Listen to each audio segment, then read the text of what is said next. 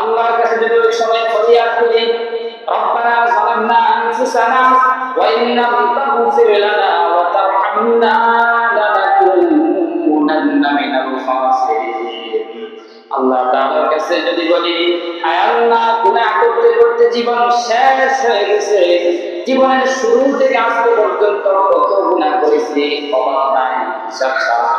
আল্লাহ তাআলার কাছে যদি এইভাবে ফরিয়াদ করতে থাকে, আল্লাহ আপনি তো গাফফার, আমরা তো গুনাহগার, আল্লাহ আপনি আমাদেরকে ক্ষমা করে দেন, রব্বুল আলামিন আমাদেরকে আপনি ক্ষমা করে দেন, এই কথা বলিয়া যখন বান্দা তার চোখ দিয়ে পানি ফেলবে, চোখের পানিগুলো কালের সোয়াব পর্যন্ত আসার দেরি হবে।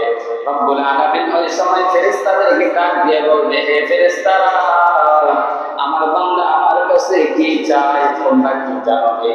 ফেরেশতারা বলবে, আল্লাহ আপনার কাছে আপনার বান্দা বান্দীগণ চায় জাহান্নাম থেকে মুক্তি, জান্নাত চায়। রব্বুল আলামিনের কাছে বলবে, আল্লাহ আপনার বান্দা বান্দীগণ গুনাহ থেকে মুক্তি চায়, গুনাহ থেকে ক্ষমা চায়, তারা গুনাহ বেশি করে ফেলেছে, জাহান্নাম থেকে মুক্তি চায়, জাহান্নামের আগুন থেকে মুক্তি চায়। আল্লাহ তাদেরকে বলবে, ফেরেশতাদেরকে বলবে, হে আমার ফেরেশতারা, তোমরা কি জানো তারা কি আমার জান্নাত দেখছে নাকি জাহান্নাম দেখেছে?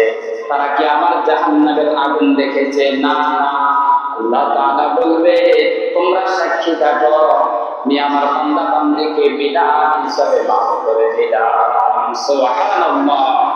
রব্বুল আলামিন ওই সময় ফেরেশতাদেরকে বলে, হে ফেরেশতারা, তোমরা তো একবার বলেছিলে কেন মানুষ সৃষ্টি করবেন, মানুষ তো সৃষ্টি করার কোনো প্রয়োজন নাই, আমরা তো আপনার ইবাদত করতেছি, কতগুলো সিজদা প্রয়োজন আমরা আদায় করতেছি, কতগুলো রুকুর প্রয়োজন আমরা আদায় করতেছি, তোমরা তো বলেছিলে আমার কোনো বান্দা সৃষ্টি করার প্রয়োজন নাই।